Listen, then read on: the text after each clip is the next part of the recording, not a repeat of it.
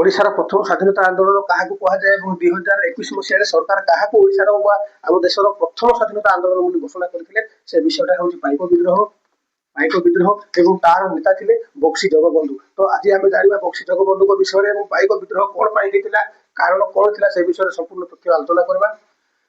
पाइक विद्रोह कथा कहले साधारणतः आम मान मन को आसे बक्सी जगबंधु पूरा ना था बक्सी जगबंधु विद्याधर महापात्र। बक्सी हूँ गोटे उपाधि बक्सी बक्सी बक्सी हूँ साधारण भाषा कहले बक्सी हूँ सेनापति जी सेनार मुख्य चीफ ऑफ आर्मी सेना। जगबंधु हूँ ना जगबंधु हूँ ना एवं विद्याधर पिता नाम विद्याधर पिता नाम और महापात्र जो अच्छी महापात्र हूँ वंशर महापात्र वंशर सी थे उच्च सामंत वंश पाइक वंश थे। तो पाइक वंश थे तो ये पाइक जो थे पाइक मन रखु पाइक थे 4 प्रकार पाइक मान सैनिक किंतु एठी जो ये बक्सी जगबंधु ना ये संपूर्ण भाव में पाइक थे ना संपूर्ण भाव में पाइक मान कौन संपूर्ण भाव में सेना नुह और संपूर्ण भाव में कृषक नुह ये विषयटा बुझा। तो पाइक विद्रोह होती क्या समय ना मुकुंद देव द्वितीय समय मुकुंद देव द्वितीय समय। तो मुकुंद देव मन रखु मुकुंद देव थे ओडिशार शेष स्वाधीन राजा। तो ये पाइक विषय क्लीयर हो पाइक कहली पाइक तो पाइक माने कौन करुले पाइक माने कौन करुले ना पाइक माने से समय जो राजा थिले से राजा सैन्य योगदान देउथिले एवं चाष कार्य करुले एका लाइन रे कहबा पड़िया army plus police plus farmer equal to Paik. देशर रक्षा राज्य रक्षा करुले राजा सुरक्षा करुले जनसाधारण एवं चाष करुले आउ ए 3टा जो काम करुले कहुला पाइक। तो मुकुंद देव समय से कौन होता ना से पाइक थे पाइक समाज। तो से समय राजा मान पाखे मुद्रार व्यवस्था नाला मुद्रा मान सालारी आजिकल जहाँ कहूँ सालारी देवार व्यवस्था नाला। तो राजा कौन करुले सैन्य मैंने जो सेवा देते राज्य रक्षा करुले राजा को राजकोष जहाँ भी हो रक्षा करते बदल किसी जमी दि जाऊला किसी जमी दि जाऊला जहाँ थिला नो इनकम जहाँ थिला टैक्स कर छाड़ कर मन रखु राजा समय कर दि जाऊला किंतु पाइक मान जो दि जाऊला जमी से जमी कर नि जाऊला संपूर्ण थिला फ्री। तो ये जो कौन ना पाइक मान इनकम आसला राजा द्वारा पद पदवी और सम्मान देवा द्वारा सम्मान बढ़ला बढ़ला। तो एणुक पाइक जाति निज राज्य प्रति निज राजा प्रति जीवन देवाक पछौ नथिले। 1803 मसीह कौन है राजा थे शेष राजा थे किए ना मुकुंद देव थे राजा मुकुंद देव थे राजा। देखो से समय ओडिशा भाग हो ना ओडिशा प्रदेश नाला ओडिशार मान्यता थिला किंतु ओडिशा बोली गोटे राज्य नाला खोर्धा गोटे राज्य ओडिशा पर ओडिशा पर होती। तो से समय जो ब्रिटिश मान थे किंतु ओडिशार एरिया शासन किए करते शासन करते फोर्ट विलियम कलिकता बंग प्रदेश ओडिशा बिहार बंगला 3टा कंट्रोल करुले ना फोर्ट विलियम जी गवर्नर जनरल रही ब्रिटिश चीफ जी रही सी शासन करुले। तो से समय प्रोब्लेम कौन है ना मराठा मराठा माने मराठा साम्राज्य तीव्र भाव में ब्रिटिश मान को युद्ध कर निज देश बाहर करने चेष्टा कले ब्रिटिश मान सहित भीषण भाव में लड़िले। तो कौन होला तो ब्रिटिश मान गोटे स्ट्राटेजी आपणाइले कौन कले ना बंगरु माद्रास गोटे रास्ता तैयारी करवा एवं पुरी मंदिर रेभिन्यू पुरी मंदिर अत्यंत धनीशाली थिला से समय। तो पुरी मंदिर जो धन संपत्ति थिला एवं बंग आ माद्रास रास्ता तैयारी करवा से उद्देश्य नहीं कि मराठा माने मोर देखो खोर्धार राजा थे मुकुंद देव ठीक अच्छी किंतु मराठा साम्राज्य जी थे महाराज जी सम्राट जी थे अधीन थिला खोर्धा खोर्धा हाँ खोर्धा स्वाधीन थिला किंतु ब्रिटिश मान अंडर नाला मराठा साम्राज्य अंडर। तो ये कौन कले 1803 मसीह धीरे धीरे धीरे धीरे ब्रिटिश मान कौन कले आसिले जो रहा कटक रहा पुरी रहा ए सब को युद्ध कर मराठा मान पछक हटेदेले मराठा मान पछक फेरिकी पड़े रहीगला कौन रहीगला खोर्धा रहीगला खोर्धा। तो से खोर्धा डायरेक्ट अटाक करना गोटे कौन कले से जन को एजेंट भाव में नियुक्ति कले एजेंट भाव में नियुक्ति कले से जो ब्रिटिश आर्मी जो आसी मराठा मान हरई कटक पुरी जीति ତାଙ୍କର ନାଁ ଲେଖାଯାଇଛି ମେଜର ଜେନେରାଲ ହେରକଟ। ମନେ ରଖନ୍ତୁ, ନାଁଟା ମନେ ରଖନ୍ତୁ, ମେଜର ଜେନେରାଲ ହେରକଟ। ଇଏ କଣ କଲେ ନା ବ୍ରିଟିଶ ଆର୍ମିକୁ ଧରିକି ଆସିଲେ ଏବଂ ମରାଠା ମାନଙ୍କୁ ହଟେଇଲେ। କୋଉଠୁ ନା କଟକ ଆଉ ପୁରୀରୁ, ବାକି ରହିଲା ଖୋର୍ଦ୍ଧା। ତ ଖୋର୍ଦ୍ଧାରେ ଜଣକୁ ଏଜେଣ୍ଟ ହିସାବରେ ରଖିଦେଲେ। ତାଙ୍କର ନାଁ କଣ ନା କ୍ୟାପ୍ଟେନ ଲିଫ୍। ତାଙ୍କର ନାଁ ଖୋର୍ଦ୍ଧା ସାମ୍ରାଜ୍ୟରେ ବ୍ରିଟିଶ ଇଷ୍ଟ ଇଣ୍ଡିଆ କମ୍ପାନୀ ଦ୍ୱାରା ଜଣକୁ ରାଜା ଭାବରେ ରଖାଯାଇଥିବା ଲୋକ ସେ ଥିଲେ କଣ ନା କ୍ୟାପ୍ଟେନ ଲିଫ୍। ତାଙ୍କର ନାଁ କ୍ୟାପ୍ଟେନ ଲିଫ୍। ତ ଏଠି କଣ ହେଲା, ଏଇ କ୍ୟାପ୍ଟେନ ଲିଫ୍ ଯେତେବେଳେ ଖୋର୍ଦ୍ଧାରେ ରହିଲେ ରାଜାଙ୍କୁ ସହିତ ସନ୍ଧି କଲା ଭଳିଆ କଲେ, ଏଗ୍ରିମେଣ୍ଟ କଲା ଭଳିଆ କଲେ। ତ ଯୋଉ ଜାଗିରି ସିଷ୍ଟମ, ପାଇକ ଜାଗିରି ମାନେ କଣ, ରାଜା ସାଲାରୀ ନ ଦେଇକି ଯୋଉ ପାଇକ ବୀର ମାନଙ୍କୁ ଦିଆଯାଉଥିଲା କଣ ନା ସମ୍ମାନ ରୂପକ କିଛି ଜମି ଦିଆଯାଉଥିଲା, ଏବଂ ଏଇଟା କର ଛାଡ ଥିଲା। ଏଠୁ ରାଜା କର ନେଉନଥିଲେ। ତ ଯେତେବେଳେ ବ୍ରିଟିଶ ଇଷ୍ଟ ଇଣ୍ଡିଆ କମ୍ପାନୀର ଏଜେଣ୍ଟ ରହିଲା, ତ ରାଜାକୁ ନାମ ମାତ୍ର ନୋମିନାଲ ହିସାବରେ ରଖିଦେଲେ। କଣ ନୋମିନାଲ ହିସାବରେ ରହିଗଲେ କିଏ, ନୋମିନାଲ ହିସାବରେ ରହିଲେ ରାଜା, କିନ୍ତୁ ପାୱାର ରହିଲା କିଏ ନା ବ୍ରିଟିଶ ଏଜେଣ୍ଟଙ୍କ ପାଖରେ ରହିଲା ପାୱାର। ତ ବ୍ରିଟିଶ ମାନେ ଏଠି କଣ କଲେ, କଟକ, এই কটকরে ব্রিটিশ কমিশনর রহিলে। ব্রিটিশ কমিশনর অফিস রহিলা কোটি, অফিস রহিলা কটকরে। তো খোর্ধা রাজ্যের টোটাল কন্ট্রোল কাହା ପାଖରେ ରହିଲା, ଟୋଟାଲ ରହିଲା ଏଇ ବ୍ରିଟିଶ କମିଶନର ପାଖରେ। ବ୍ରିଟିଶ କମିଶନର ଯେ କୌଣସି ବି ଅଫିସର ରୁହନ୍ତୁ ସେଠି ରହିଲା। ତ ଧୀରେ ଧୀରେ କଣ କଲେ ନା 1803ରେ ତ ଖୋର୍ଦ୍ଧାକୁ ନିଜ କଣ୍ଟ୍ରୋଲକୁ ନେଇଗଲେ। 1804 ମସିହାରେ କଣ କଲେ, ରାଜାକୁ ଗିରଫ କଲେ। କିଏ ରାଜା ଥିଲେ ମୁକୁନ୍ଦ ଦେବ। ରାଜା ମୁକୁନ୍ଦ ଦେବଙ୍କୁ ଏଠି ଗିରଫ କରାହେଇଛି। ଗିରଫ କଲା ପରେ କଣ ହେଲା ନା ହେଭି ଟ୍ୟାକ୍ସ ନିଆଗଲା। ତାଠାରୁ ଏଇ ଯୋଉ ଜାଗିରି ଭାବରେ ଜମି ଥିଲା, ଏଇ ଜମିକୁ ହେଭି ଟ୍ୟାକ୍ସ ନିଆଗଲା, ହେଭି ଟ୍ୟାକ୍ସ ଦିଆଯାଇଛି। ତ ଏମିତି ଭାବରେ ବହୁତ ଅନ୍ୟାୟ କଲା ପରେ ଏଠି ଗୋଟେ ପ୍ରାକ୍ଟିକାଲ କଥା ମନେ ରଖ। ଯଦି ତମେ ଜଣକୁ କିଛି ଫ୍ରିରେ ଦେଉଛ, ଜଣେ ତମଠାରୁ କିଛି ସାହାଯ୍ୟ ପାଉଛି, ସେ ନିଜର ସାଙ୍ଗ ପାଉଥିବେ, ତାକୁ ଯଦି ଆଉ ଜଣେ କିଏ ଛଡେଇନି, ସେ ଭୀଷଣ ଲାଗିଯିବ। ଏଇଟା ହଉଛି ପ୍ରାକ୍ଟିକାଲ କଥା।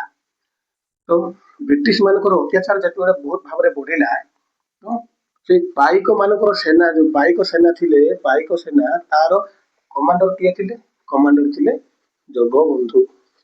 ବକ୍ସି ଜଗବନ୍ଧୁ ବିଦ୍ୟାଧର ମହାପାତ୍ର, ଆମେ ବକ୍ସି ଜଗବନ୍ଧୁ ବୋଲି କହିବା। ବକ୍ସି ଜଗବନ୍ଧୁ ଇଏ କଣ କଲେ ନା ଯେତେକ ସୈନ୍ୟ ଥିଲେ ସବୁ ସୈନ୍ୟଙ୍କୁ ଏକତ୍ରିତ କଲେ। ମନେ ରଖନ୍ତୁ, ପାଇକ ମାନଙ୍କର ସେନା ଥିଲେ ପାଖାପାଖି 4 ପ୍ରକାର। ଗୋଟେ ହେଲେ ପାଦାତି ପାଇକ, ଅର୍ଥାତ୍ ପାଦରେ ଚାଲି ଯୁଦ୍ଧ କରିବେ। ଦ୍ୱିତୀୟ ହେଲା ଘୋଡସବାର, ଘୋଡା ଉପରେ ବା ହାତୀ ଉପରେ ବସିକି ସେମାନେ ଯୁଦ୍ଧ କରିବେ। ତୃତୀୟ ହେଲା ଧନୁ ତୀର ଦ୍ୱାରା କିଛି ଲୋକ ଯୁଦ୍ଧ କରିବେ, ଏବଂ ବହୁତ କମ ଯୋଉ ରହୁଥିଲେ ସେମାନେ ବନ୍ଧୁକ ମାଧ୍ୟମରେ ଯୁଦ୍ଧ କରନ୍ତି। ତ ଏଇ 4 ପ୍ରକାର ସେନା ଥିଲେ। ଏଇ 4 ପ୍ରକାର ସେନାର କମାଣ୍ଡର ଥିଲେ ବକ୍ସି ଜଗବନ୍ଧୁ। ଏଇ 4 ପ୍ରକାର ସେନାର କମାଣ୍ଡର ବକ୍ସି ଜଗବନ୍ଧୁ ଥିଲେ। ଏ ସମସ୍ତଙ୍କୁ ଏକତ୍ରିତ କଲେ ଏବଂ କେବେ ନା 1817 ମସିହାରେ ମାର୍ଚ୍ଚ ମାସରେ ଯୁଦ୍ଧ ଆରମ୍ଭ ହେଲା। ମାର୍ଚ୍ଚ ମାସରୁ ଡିସେମ୍ବର ପର୍ଯ୍ୟନ୍ତ, ପାଖାପାଖି ଡିସେମ୍ବର ପର୍ଯ୍ୟନ୍ତ ବିଶ୍ୱ ଯୁଦ୍ଧ ହୋଇଛି। ସେମାନେ କଣ, ଏମାନେ ଗରିଲା ଯୁଦ୍ଧ ଜାଣିଥିଲେ। ଗରିଲା ଯୁଦ୍ଧ ଅର୍ଥାତ୍ ହଠାତ୍ ଜଙ୍ଗଲରୁ ଆସିକି ହଠାତ୍ ଆକ୍ରମଣ କରିକି ହଠାତ୍ ଲୁଚି ଯିବା, ଏସବୁ ବିଷୟ ଯୁଦ୍ଧ ହେଲେ କଣ ହେଲା ନା ବ୍ରିଟିଶ ମାନେ ଯୋଉ ଟ୍ୟାକ୍ସ ନେଉଥିଲେ, ଟ୍ୟାକ୍ସର ରେକର୍ଡ ରଖା ହଉଥିଲା। ଏମାନେ କଣ କଲେ ନା ପୋଲିସ ଷ୍ଟେସନ ଜଣେଇ ଦେଲେ। ଟ୍ୟାକ୍ସ ରେକର୍ଡ ଯୋଉ ଥିଲା, ଟ୍ୟାକ୍ସ ରେକର୍ଡକୁ ମଧ୍ୟ ଜଣେଇ ଦେଲେ। ଆଉ ଯୋଉ ଟ୍ୟାକ୍ସ ନେଇଥିଲେ ତାକୁ ମଧ୍ୟ ଫେରେଇ ଆଣିଲେ। ପଇସା ଆକାରରେ ହଉ, ସୁନା ରୂପା ମୁଦ୍ରା ଆକାରରେ ହଉ, କିମ୍ବା ଯାହା ବି ହଉ, ସେ ସବୁକୁ ଫେରେଇ ଆଣିଲେ ଏବଂ ବ୍ରିଟିଶ ଅଫିସର ମାନଙ୍କୁ ହତ୍ୟା କଲେ, ଭୀଷଣ ଭାବରେ ହତ୍ୟା କଲେ। ତ ପାଖାପାଖି 8ରୁ 9 ମାସ ଯୁଦ୍ଧ ସମସ୍ତଙ୍କର ଭୀଷଣ ଭାବରେ ଚାଲିଲା। କିନ୍ତୁ ଏମାନେ କଣ, କିଏ ଚାଲୁଥିଲେ, କିଏ ଘୋଡାରେ ବସୁଥିଲେ, କିଏ ଧରୁଥିଲେ ବନ୍ଧୁକ। ବହୁତ କମ ସଂଖ୍ୟକ ସୈନ୍ୟ ବନ୍ଧୁକରେ ଯୁଦ୍ଧ କରୁଥିଲେ। କିନ୍ତୁ ବ୍ରିଟିଶ ମାନଙ୍କ ପାଖରେ ମଡର୍ଣ୍ଣ ଭାବରେ ବହୁତ ଗୁଡିଏ ଆଧୁନିକ ଅସ୍ତ୍ରଶସ୍ତ୍ର ଥିଲା। ଯାହା ଦ୍ୱାରା କଣ ହେଲା ନା ଏଇ ପାଇକ ମାନେ ଅଧା ତ ଯୁଦ୍ଧ ହାରି ନାହାନ୍ତି, ଅଧା ଯୁଦ୍ଧରେ ମରିଛନ୍ତି ଏବଂ ଅଧା ଘରକୁ ଫେରିଗଲେ। କାହିଁକି ମନେ ରଖନ୍ତୁ, ଆଜି ବି ଯଦି କାହା ସହିତ ଯୁଦ୍ଧ କରିବାର ଅଛି, ଆପଣଙ୍କ ପାଖରେ ବିପୁଳ ଅସ୍ତ୍ରଶସ୍ତ୍ର ଆଉ ଟଙ୍କା ଥିବା ଦରକାର, ସମ୍ପତ୍ତି ଥିବା ଦରକାର। ତ ତ ଯୁଦ୍ଧ କୋଉଠି କୋଉଠି ହେଇଥିଲା ନା ଖୋର୍ଦ୍ଧା, ବାଣପୁର, ପିପିଲି, ପୁରୀ ଏତେ ଏରିଆରେ ଯୁଦ୍ଧ ହେଲା। ଗୋରିଲା ଯୁଦ୍ଧ ଯାହାକୁ କହିବା। ତ ବ୍ରିଟିଶ ମାନେ ବହୁତ କ୍ଷୟକ୍ଷତି ସହିଲେ ସୁଦ୍ଧା ବ୍ରିଟିଶ ମାନେ ଯୁଦ୍ଧ ଜିତିଲେ ମାନେ କଣ, ଏମାନଙ୍କ ପାଖରେ ଯଦି ଗୋରିଲା ଯୁଦ୍ଧ ମାନେ ଜଙ୍ଗଲରେ ରହିକି ଯୁଦ୍ଧ କରିବେ, ଜଙ୍ଗଲରେ ସଦାବେଳେ ଖାଇବା ପିଇବା ନିତ୍ୟ ଚଳନୀୟ ସାମଗ୍ରୀ ତ ମିଳିବନି। ତ ସୈନ୍ୟମାନେ କଣ ହେଲେ, ନିରାଶ ହେଇଗଲେ। ନିରାଶ ହେଲା ପରେ କଣ ହେଲେ, ଅଧା ଯୁଦ୍ଧରେ ତ ମୃତ୍ୟୁବରଣ କଲେ, ଅଧା ଘରକୁ ପଳେଇଲେ। କିନ୍ତୁ ବକ୍ସି ଜଗବନ୍ଧୁ ଏଠି ହାର ମାନିନଥିଲେ। ବକ୍ସି ଜଗବନ୍ଧୁ ହାର ମାନିନଥିଲେ ଏବଂ ତାପରେ 1817 ମସିହାରୁ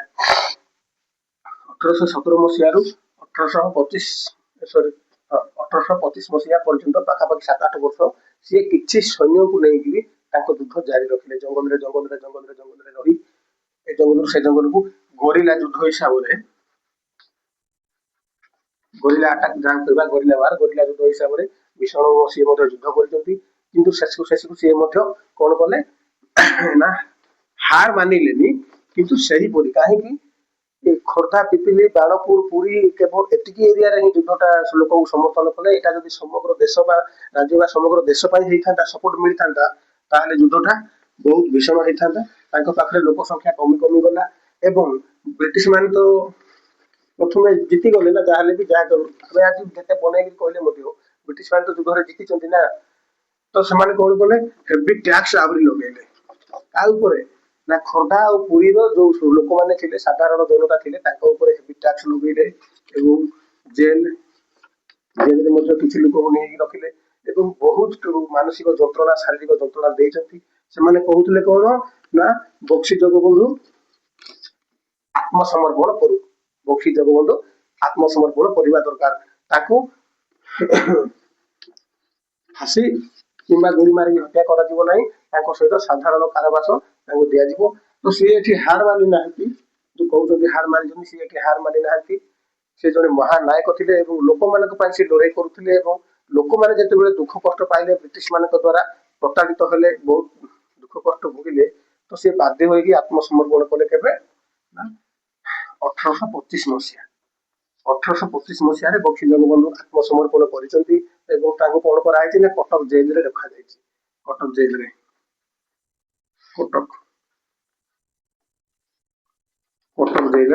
ରଖାଯାଇଛି ଏବଂ 1829 ମସିହାରେ ସିଏ ମୃତ୍ୟୁବରଣ କରିଛନ୍ତି। ମୃତ୍ୟୁ ସମୟରେ ତାଙ୍କର ଅବସ୍ଥା ବହୁତ ଖରାପ ଥିଲା, ଜରାଜୀର୍ଣ୍ଣ ଶରୀର।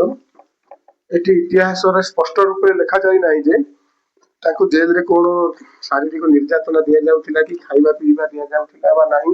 ଏସବୁ କାହିଁକି, ସେସବୁ ଥିଲା ବ୍ରିଟିଶ କଣ୍ଟ୍ରୋଲରେ ଥିଲା ଏବଂ ରେକର୍ଡ ଯାହା ରହୁଛି ସେସବୁ ବ୍ରିଟିଶ ମାନେ ହିଁ ଲେଖୁଥିଲେ। ତେଣୁ ଇତିହାସରେ ତାଙ୍କ ସହିତ କଣ କରାଯାଇଥିଲା ସେ ରେକର୍ଡ ନାହିଁ। କିନ୍ତୁ ଇଏ ହାରି ଯାଇଥିଲେ ମଧ୍ୟ, ମୃତ୍ୟୁବରଣ କରିଥିଲେ ମଧ୍ୟ, ଇଏ ହଉଛନ୍ତି ଓଡିଶାର ପ୍ରଥମ ସ୍ୱାଧୀନତା ସଂଗ୍ରାମୀ, ଯିଏ ଲୋକମାନଙ୍କୁ ଏକତ୍ରିତ କରି ଓଡିଶାର ପ୍ରଥମ ସ୍ୱାଧୀନତା ଆନ୍ଦୋଳନ କରିଥିଲେ। ଏବଂ ସେ ଯଦି ଆତ୍ମସମର୍ପଣ କରିନଥାନ୍ତେ ତାହେଲେ ଇତିହାସ କୁଆଡକୁ ଯାଇଥାନ୍ତା ସେଟା ତ ମୁଁ ଜାଣିନାହିଁ କି ଆପଣ ମାନେ ମଧ୍ୟ ଜାଣିନାହାନ୍ତି। ଏବଂ ଯୋଉ ସମୟରେ ପାଇକ ବିଦ୍ରୋହ ହେଲା, ସେ ସମୟରେ ଅନ୍ୟ ଯୋଉମାନେ ରହିଲେ ସେମାନେ ଯଦି ବକ୍ସି ଜଗବନ୍ଧୁଙ୍କ ସମର୍ଥନ କରିଥାନ୍ତେ ବା ସପୋର୍ଟରେ ଆସିଥାନ୍ତେ, ତାହେଲେ ହୁଏତ ଓଡିଶା ଆହୁରି ଖୁବ ଶୀଘ୍ର ସ୍ୱାଧୀନ ହେଇଯାଇଥାନ୍ତା କିମ୍ବା ଆମ ଦେଶ ସ୍ୱାଧୀନ ହେଇଯାଇଥାନ୍ତା। ଏଠି ଦୁଇଟି କଥା ଘଟିଲା ଯେ ଲୋକମାନେ କଣ ନା ସ୍ୱାଧୀନତା ପାଇଁ ଆନ୍ଦୋଳନ ବା ଯୁଦ୍ଧ କରାଯାଏ ଏ ବିଷୟରେ ଜାଣିଲେ ଏବଂ 1857 ସିପାହୀ ବିଦ୍ରୋହ ଯୋଉ ହେଲା, ସିପାହୀ ବିଦ୍ରୋହ ହବାର ବହୁତ ଗୁଡିଏ କାରଣ ମଧ୍ୟରୁ ଗୋଟିଏ କାରଣ ହଉଛି ଏଠି ପାଇକ ବିଦ୍ରୋହ। ତ ଲୋକମାନେ ଯୁଦ୍ଧ କରିବା ବିଷୟରେ ମଧ୍ୟ ଜାଣିଲେ, ନିଜର ସ୍ୱାଧୀନତା ପାଇଁ ଯୁଦ୍ଧ କରିବା ଏବଂ 1857 ପାଇକ ବିଦ୍ରୋହର ଯେତେ ଗୁଡିଏ କାରଣ, ସେଥି ମଧ୍ୟରୁ ଗୋଟିଏ କାରଣ ଇଏ। ତ ଏଇ ବକ୍ସି ଜଗବନ୍ଧୁ ଯିଏ ଥିଲେ, ରାଣୀ ଲକ୍ଷ୍ମୀବାଇ ବକ୍ସି ଜଗବନ୍ଧୁକୁ ତାଙ୍କର ଗୁରୁ ବୋଲି ମାନୁଥିଲେ ଏବଂ ସ୍ୱାଧୀନତା ପରେ 2021 ମସିହାରେ ଭାରତ ସରକାର ମାନ୍ୟ ଦେଇଛନ୍ତି ବା ମାନିଛନ୍ତି ବା ରାଜି ହେଇଛନ୍ତି ବା ସ୍ୱୀକାର କରିଛନ୍ତି ଯେ ଓଡିଶାର ପ୍ରଥମ ସ୍ୱାଧୀନତା ଆନ୍ଦୋଳନ 1780 ମସିହାରେ ଆଉ ଗୋଟେ ଆନ୍ଦୋଳନ, ସେଟା ବହୁତ କମ ଥିଲା, ତାକୁ ମାନ୍ୟତା ଦିଆଯାଇନି।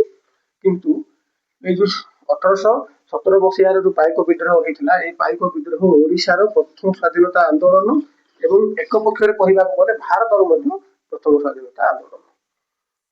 ତ ଆଶା କରୁଛି ଭିଡିଓରେ ଆପଣ ମାନଙ୍କୁ ଭଲ ଲାଗିଥିବ। ଯଦି ଭଲ ଲାଗୁଛି ତାହେଲେ ଚ୍ୟାନେଲକୁ ଗୋଟେ ଲାଇକ୍ ଭିଡ଼ିଓ ଗୋଟେ ଲାଇକ୍ ଆଉ ସେୟାର କରନ୍ତୁ ଏବଂ ଚ୍ୟାନେଲକୁ ସବସ୍କ୍ରାଇବ କରିଦିଅନ୍ତୁ। ଦେଖା ହେବା ଆଉ ଗୋଟେ ଇଣ୍ଟରେଷ୍ଟିଂ ଭିଡ଼ିଓ ଉପରେ।